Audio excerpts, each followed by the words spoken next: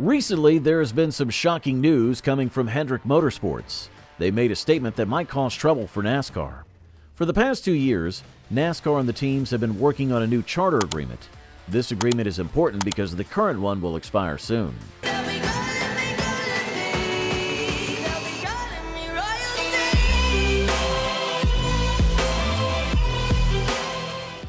NASCAR gave the teams a deadline to sign the agreement. By the deadline, 13 of the 15 teams signed the contract. Hendrick Motorsports was one of the teams that signed, but Rick Hendrick, who owns the team, made a shocking statement. He said he only signed the agreement because he was tired. When someone as important as Rick Hendrick says something like this, it raises questions. NASCAR is one of the most popular sports in the U.S., and Rick Hendrick's cars have won more races than any other. For him to say that he only signed because he was tired shows that there might be deeper issues. It seems like NASCAR is putting a lot of pressure on the teams to sign the contract, even if the teams are not happy with the terms. Many of the teams that signed the contract said they didn't have much of a choice. NASCAR made it seem like they had to sign the agreement or they would be left out. The teams need to be part of NASCAR if they want to survive, so they felt they had no option but to sign. But even though they signed, they're not happy about it. The teams believe NASCAR forced them into a bad deal.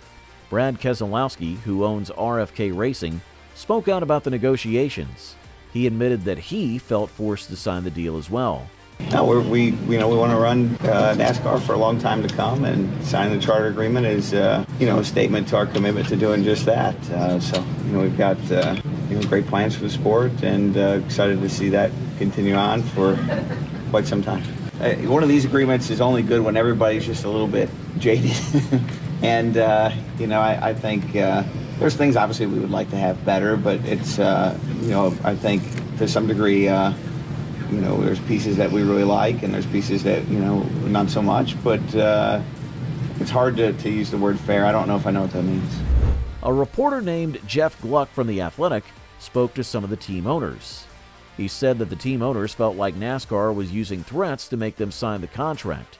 13 of the 15 team owners, not thrilled, but they fall in line. We have posted a story on The Athletic with a bunch of quotes from various team owners, most of whom did not want to be identified for fear of retribution. It's been compared to putting a gun to our head, one said. Communist regime.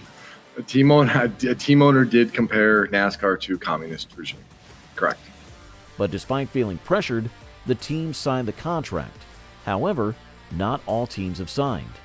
2 teams, 23XI Racing and Front Row Motorsports, refused to sign. 23XI Racing and Front Row Motorsports did not sign the agreement because they felt NASCAR was not being fair. They thought the teams were not given enough time to discuss the agreement. The owner of Front Row Motorsports, Bob Jenkins, said NASCAR gave them a 105-page document at 6 p.m. and expected them to sign it by midnight. Bob Jenkins was not happy with this. He said it was not reasonable to expect anyone to sign such a long document in such a short time. Bob also felt that NASCAR was not negotiating in good faith. After the deadline, 23XI Racing released a statement explaining their decision. The team said they didn't have enough time to negotiate the charter contract fairly. They also had said that they had told NASCAR what issues they wanted to discuss, but felt that NASCAR did not give them a chance to do so. 23XI Racing wants to have constructive talks with NASCAR to resolve the issues. The team made it clear that they are committed to racing at the highest level, but they also believe NASCAR needs to treat the teams more fairly. 23XI Racing is owned by Denny Hamlin and Curtis Polk. Both of them have been very outspoken about the negotiations. The teams, including 23XI Racing, want to be valued more by NASCAR. Under the current agreement, each team gets about $5 million from NASCAR. In the new agreement, the teams would get about $8.5 million. But despite this increase, the teams want more. They want permanent charters that would allow them to be more independent from sponsors. A permanent charter would give the teams more stability and make it easier for them to plan for the future. NASCAR has always been a sport filled with intense competition and passion, not just on the track, but behind the scenes as well. Over the years, the relationship between NASCAR and the teams has evolved, but it seems like recent developments have put that relationship to the test. The charter negotiations have exposed deeper issues that many teams feel have been bubbling under the surface for a while. As NASCAR continues to grow as a business, the balance of power between the teams and the governing body has become a central topic. One of the main concerns for the teams is how NASCAR allocates revenue. Teams invest millions of dollars each year in preparing their cars, hiring top drivers, and securing sponsorships. But when it comes to the distribution of profits, the teams feel like they're not getting their fair share. NASCAR generates a large portion of its income through ticket sales, broadcasting rights, and merchandise. But much of that revenue remains with NASCAR, while the teams receive a relatively small portion.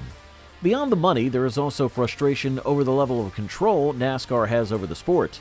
Teams have voiced their desire to have more say in how the sport is run, particularly when it comes to rule changes. NASCAR often introduces new rules or adjusts existing ones, sometimes without consulting the teams. This lack of communication and collaboration is a source of frustration, as the teams believe they should have a greater influence in shaping the future of the sport. After all, they're the ones out there competing and investing in making the sport successful. Another factor that adds complexity to the situation is the growing influence of sponsorships. Sponsors are a critical part of a team's financial stability, but with the current system, teams are overly reliant on them. A more balanced revenue sharing model could lessen this dependency, allowing teams to operate with more financial security even if they do not have massive sponsorship deals. This could also make the sport more accessible for smaller teams who struggle to attract big-name sponsors, leveling the playing field across NASCAR. Curtis Polk, one of the co-owners of 23XI Racing, shared his thoughts on the new agreement. He said the contract took away important rights and that the teams were not given a true chance to negotiate. Curtis believes that NASCAR has too much power and influence over the sport and the charter process. He compared the situation to David versus Goliath. NASCAR has all the powers, and the teams are struggling to get their voices heard. Curtis's use of words like bargaining power and essential rights makes it sound like 23XI Racing might be preparing for a legal battle. Denny Hamlin, another co-owner of 23XI Racing, also shared his frustrations. He said the teams have played a big role in building the sport and believes that fans come to the races to see the drivers, not just the cars. But I think it's more just of a frustration of the lack of acknowledgement that the teams have built this sport. The Hendrick and Gibbs putting superstars on the racetrack, that is what has built the sport.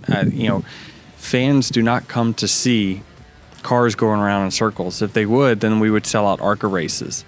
But they don't. They come to sell out on Sunday to watch Chase Elliott and Kyle Larson and Kyle Busch. So who provides them the cars? And that's the teams. Who spends the money? That's the teams. Whose sponsors go buy suites? That's the teams. Whose sponsors activate in their midway? The teams. That's the tough part, that they don't value it. Now that 23XI Racing has refused to sign the agreement, the question is, what happens next? Jeff Gluck has his own thoughts on what might happen. He thinks 23XI Racing could take NASCAR to court to try to force a settlement or get NASCAR to make the changes they want. In theory, they could be going like, you know what, we're going to go all the way with this. We're going to stretch this all the way out, because if they say, we're now going to take this to the legal system, go ahead, you take our charters. Number one, NASCAR, what immediately is going to happen if they take the charters is the headline is going to say, NASCAR takes $100 million worth of charters from Michael Jordan's team, right? That would be the big thing. Then it will be Michael Jordan's team suing NASCAR in like federal court, right? Would be the next thing. Some antitrust suit. And if that is not settled, NASCAR would suddenly have to go and like open their books, and there'd be all these financial revelations coming out. Now, before you leave, make sure to give this video a like and also smash that subscribe button while you're down there. Until next time, keep exploring.